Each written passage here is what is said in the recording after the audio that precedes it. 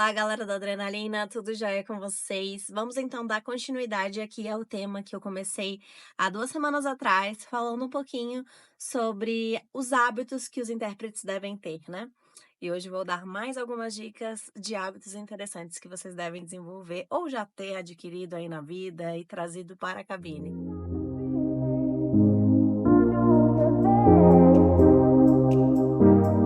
Então, o primeiro hábito que é interessante que a gente aprenda a lidar com isso é o gerenciamento de estresse e a capacidade de uma resiliência, né, ao longo do tempo.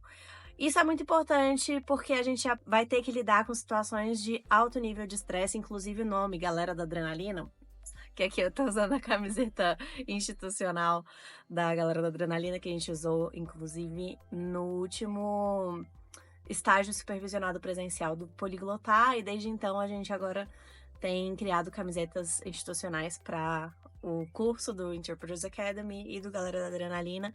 Então eu vou aparecer aqui mais vezes com essas camisetas, mesmo que fique invertida aí no, no vídeo de vocês. Mas, enfim, o importante de lidar com esse estresse é porque realmente é muita adrenalina, muita coisa ao mesmo tempo. A gente tá ouvindo, falando ao mesmo tempo.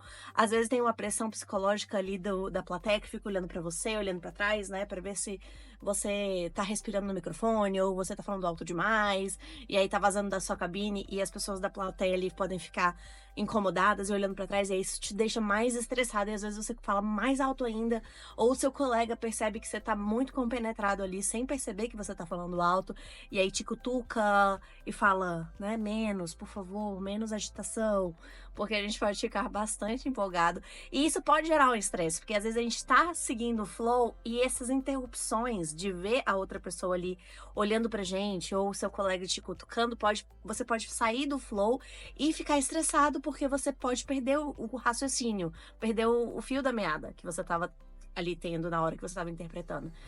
Então, essa capacidade de voltar a se sentir calmo, mesmo sobre essa alta pressão à sua volta, é muito importante. Muito importante, inclusive, a maior parte dos intérpretes que saem da profissão é por não conseguir lidar com essas dificuldades, porque é realmente uma situação emocional muito exigente e a parte do emocional, né, essa parte psicológica é o que mais afeta a gente na cabine e fora da cabine também, no palco, né, fazendo uma interpretação consecutiva é mais estressante ainda, porque você é o centro das atenções ali no palco, às vezes, do lado do orador, todo mundo olhando pra sua roupa, como você tá, se você tá sendo desenvolto como orador. Então, assim, são muitas pressões que a gente sofre e a gente precisa manter a calma.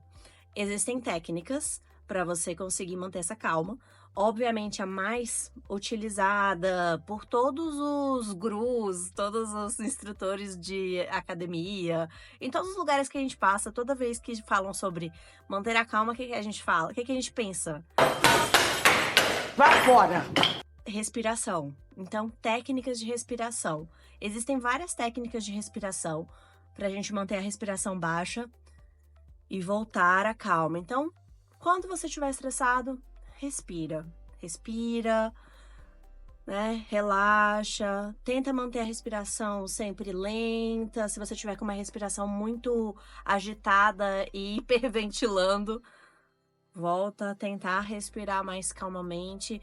E quem tem o hábito de fazer uma meditação e aquela técnica do mindfulness, né, de estar no presente, de fazer visualizações para estar ali no presente, existem técnicas de psicologia que são muito utilizadas há milênios para você se manter presente, se manter atento ali no momento, sem se estressar, sem ficar ansioso com o que vai acontecer depois e sem ficar apegado com o que já aconteceu. Se você tiver errado alguma palavra, esquece, se mantém ali no presente.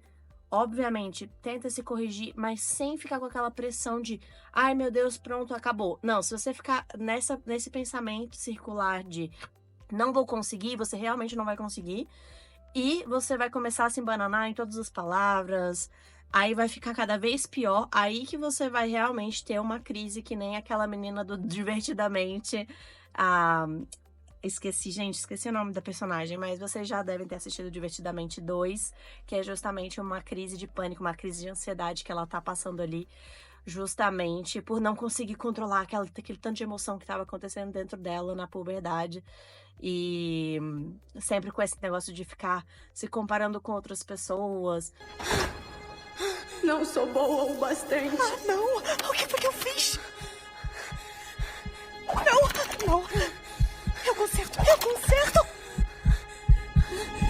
Não façam isso. Sempre utilizem técnicas que vocês conheçam ou busquem técnicas se vocês não conhecem técnicas de respiração e meditação e de concentração, exercícios de memória, de atenção, que fazem você ficar focado no presente e não se estressar com o restante à sua volta. Então eu sei que esse hábito foi um pouco longo demais, mas é muito importante trazer isso à tona, porque é o que mais pega na interpretação. Ampliação de vocabulário.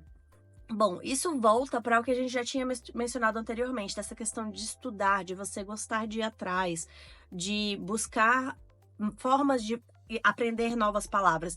Eu já tive alguns amigos, eu tenho alguns amigos, assim, que gostam de ler dicionário. Então, quando a gente vai ali, gente, eu vou falar uma coisa que tem muitas pessoas que vão achar graça, porque é uma realidade, mas é meio, assim, estranho de mencionar.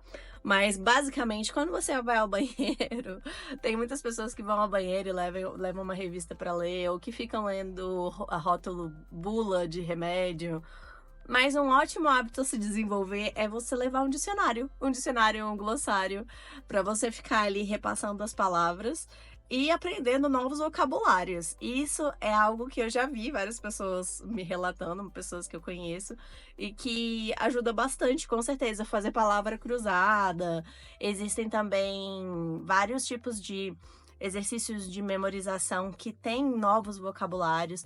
Então, buscando esse tipo de exercício, às vezes bem descontraídos, né, como caça-palavras ou mesmo outros tipos de exercícios semelhantes, faz com que você aprenda vocabulário sem sentir que você está fazendo um super esforço, você está fazendo isso de forma lúdica. Então, busquem esse tipo de aprendizado de novos vocabulários sem ser uma coisa sacrificante. Se para vocês ler dicionário é algo que pode ser muito sacrificante e nada a ver para sua rotina, busque outros tipos de exercícios e de jogos lúdicos para vocês aprenderem novos vocabulários. Que nem o Scrabble, que é aquele jogo de tabuleiro onde você monta palavras de acordo com as fichinhas de letras que você recebe, e você faz isso de uma forma lúdica com seus colegas, né? Uma noite de jogos onde você aprende vários vocabulários novos. E eu adoro fazer noite de jogos com os meus amigos, então eu sempre busco esse tipo de jogo de tabuleiro. Eu tenho vários aqui em casa que são para isso. Quando eu dava aula de inglês, eu comprava isso para dar aula para os meus alunos, para eles aprenderem novos vocabulários. Então eu acabei colocando isso como uma rotina na minha vida. Agora, outra coisa que é muito, muito, assim, crucial para você ir melhorando a sua interpretação aos poucos. Fazer uma gravação da sua interpretação, trechos da sua interpretação. Não precisa gravar a sua interpretação completa. Basta 5 minutos de gravação ali para você. Obviamente, se for um evento confidencial, depois que você ouvir aquela gravação, joga fora, né? Deleta o arquivo, porque existem contratos que a gente assina, a gente não pode manter algum arquivo daquela reunião. Então, terminou a reunião, joga fora os arquivos que você recebeu, joga fora as suas gravações, porque não é interessante manter uma gravação de um tipo de evento sigiloso que não é para você ter nenhum tipo de arquivo com você depois. Até suas notas pode rasgar, jogar fora, queimar, enfim, o que vocês acharem melhor. Mas o importante é se gravar para vocês analisarem depois, se escutarem e analisarem. Não adianta também gravar e ficar lá a gravação sem depois você ouvir. Então, se gravar, se monitorar como se fosse um diário das suas gravações ao longo do tempo para você ir vendo a sua evolução. Porque no início fica parecendo que você tá sempre ouvindo o mesmo tipo de interpretação. Parece que você não evolui muito rapidamente. Mas, de um ano para o outro, você vê uma grande evolução. Você consegue diminuir muito as suas muletas, por exemplo, linguísticas, se você fala muito né, ou outros tipos de falhas que você tenha na sua interpretação, como alongamentos de palavras, terminar as frases todas assim, ou ter uma musicalidade sempre igual, um ritmo que você sempre fala as palavras da mesma forma ou pausando de uma forma antinatural. Ou seja, todas as coisas que você foi identificando na sua fala que não tá soando bem, você se ouvindo e se auto-monitorando, você começa a perceber que são coisas que você nem sabia que você fazia. Até você se gravar. E aí, quando você se grava, você fala, não acredito que eu falei essa palavra. Nem existe essa palavra no inglês nem no português. Porque às vezes o seu cérebro inventa uma palavra que você nem sabe que você falou. A não ser que você comece a se gravar, que você comece a perceber que você faz esse tipo de coisa. E quando você percebe que você faz isso, você começa a automaticamente se monitorar na cabine mesmo. Depois de muito tempo se gravando, se avaliando, se analisando, você consegue se corrigir antes de você cometer o erro. Mentalmente, você já sabe que você iria falar uma coisa nada a ver e você já... Não, peraí. Aí você consegue parar e falar outra coisa ou se corrigir antes daquele problema acontecer. Então é muito interessante, porque você começa a ter uma visão de si mesmo, assim, de uma forma muito mais aprofundada. Você consegue entender que você cometia um erro que você nem sabia que você cometia, de repente você já tem consciência daquilo, e na próxima vez você não comete o erro, você começa a ter uma noção de si próprio de uma forma bem melhor. É muito incrível, realmente é mágico. Participar de treinamentos, workshops e cursos. Isso eu já mencionei aqui várias vezes, eu sou uma rata de curso de treinamento, de workshop. E então, assim, workshop de fim de semana, sobre um tema que você tem dificuldade, tipo o jurídico, já mencionei aqui várias vezes o jurídico, porque realmente é uma calcanhar de Aquiles. Então, assim, participar de seminários de traduções técnicas, fazer interpretação com prática deliberada e recebimento de feedback com colegas diferentes, para você ter sempre novas visões de si próprio e um aprendizado melhor da sua capacidade de interpretação. Então, isso é muito importante. É um investimento, não é uma perda de dinheiro, né? Você está investindo na sua profissão. Qualquer pessoa de qualquer profissão sempre participa de seminários, de workshops, de treinamentos, de cursos, para sempre estar se atualizando e aprendendo novas técnicas, aprendendo com novos profissionais. Então, isso é fundamental na nossa profissão também, se a gente quer ser um intérprete cada vez melhor.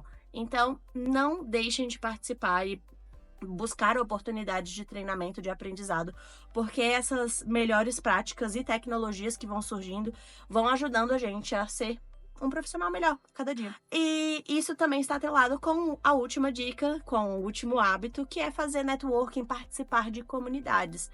Existem vários grupos, várias comunidades na profissão e vocês podem participar daqueles que fizerem mais sentido para você.